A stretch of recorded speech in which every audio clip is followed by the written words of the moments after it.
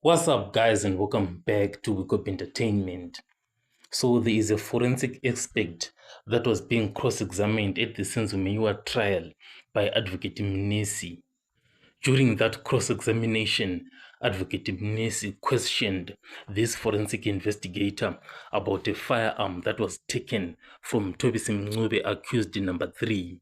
So this firearm was then taken for ballistic testing, but unfortunately the seal was broken in which this firearm was inside in.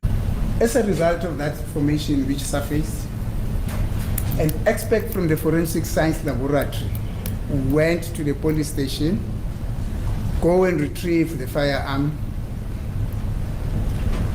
and took it back to the Forensic Science Laboratory. However, when he fetched it, he found that the bag, the seal bag of that in which that firearm was put, was broken. Do you follow up to that far? I follow, my lord. Nonetheless, he took it to the Forensic Science Laboratory.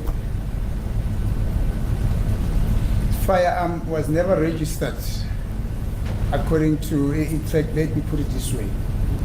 It was not received the manner in which exhibits are supposed to be received at the Forensic Science Laboratory. That is through the administration section of the Forensic Science Laboratory, where they will issue you out with an acknowledgement of receipt, you know, that little paper. So he took it straight and direct to his office. Do you follow? I follow, my lord. He went on to conduct a test on a firearm, part of which we are a bone of contention now. And he approached you. You probably know now that I'm talking about Colonel Mangele. I know, my lord. Thank you. Now, the question is, in view of the fact that each and every exhibit that is supposed to get into the Forensic Science Laboratory, it had to follow certain protocol. And in this instance, such protocol was never followed. What is the view of the Forensic Science Laboratory in respect of this protocol that was not followed? So this is where the problem is at. A firearm was taken from accused number 3, that is Thobisi Mncube. This firearm was then put in a plastic bag, then sealed.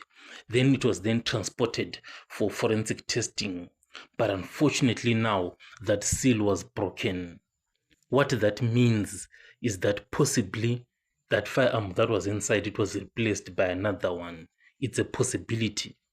Obviously, there is no proof to this claim, but that seal should not be broken whatsoever. Since it is broken like this, it casts doubt on any conclusions that were drawn from the forensic tests that were presented to the court. So what is really surprising here is that why did the forensic investigators not reject this unsealed package that was containing the firearm? It's a very, very valid question. How can you continue with the forensic testing? So the reason why Advocate Mnisi was sort of tough on this forensic investigator is that how can you let this just pass without noticing this issue? Because this is a high profile case and mistakes like these are just unacceptable and you just cannot let this pass. What this shows us is that the handling of this evidence was not done in a proper way. So due to this, it can actually make the defense to actually suggest that the firearm itself was actually replaced and with another one. However, what is of interest now is the ruling of the judge in regards to this broken seal. And surprisingly, Judge Rata himself, he did not comment on this issue of the broken seal whatsoever. He just remained quiet. So there is no official court decision regarding this unsealed firearm. But the next question now is, what are the implications of this broken seal in the Senzo Meyiwa trial, because the implications obviously are evidence tempering suspicions, because the defense can actually argue that the firearm was altered or replaced with another one completely, or they can actually challenge the forensic evidence that is being presented in court. It can actually be challenged like that and say the seal was broken, so everything that you are telling us, we are not going to believe it whatsoever. So this can actually lead to a possible mistrial in itself. And obviously the public will end up having like a distrust in the entire investigation itself due to this broken seal. So what the state needs to do here is to actually provide a solid explanation, or in fact not the state itself, but the police and the ballistic experts and the forensic investigators, to actually provide a solid explanation as to what exactly happened here. If they fail to provide that solid explanation, then the next question is that should there be an investigation on who broke the seal? Because obviously we know right now that the seal was broken. So there should actually be an investigation on who broke that seal, and that person is definitely needed, because this was not something that was accidental or intentional. Sorry, it was actually intentional, not accidental. Or maybe it was actually like accidental and not intentional due to a mistake or negligence. You never know. Because one of the main reasons for actually investigating this is to actually protect the integrity of the entire case by finding out who broke the seal and why. It can actually restore the credibility of the investigation itself.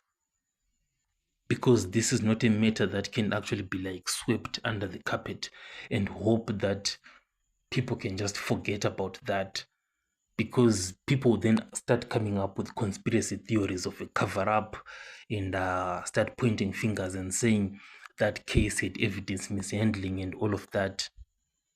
So one of the best ways to actually deal with this is to have an independent investigation that is possibly led by a body that is ensuring that justice is served here. So with this broken seal, it actually was like of serious interest to me. And it turns out historically that there are also cases where there was evidence planting, like for example in the O.J. Simpson's trial, it was turned out that there was evidence that was planted. And in South Africa, there is the Marikana massacre.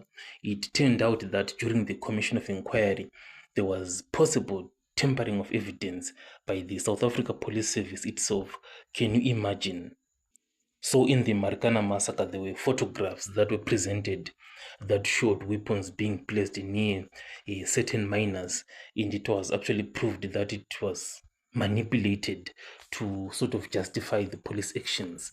But unfortunately, in that case, that evidence planning simply was criticized.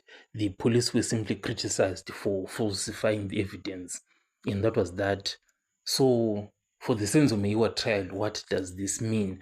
How much significant is this broken of the seal going to be?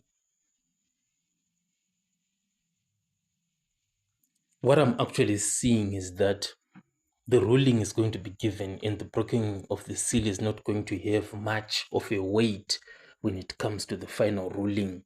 But when it comes to the defense itself, they might use it for appealing to the superior court to say that, look, the seal was actually broken.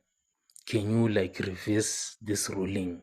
So that is what I'm seeing from this breaking of the seal. So tell me what you think in the comment section, and I'll catch you guys on the next one.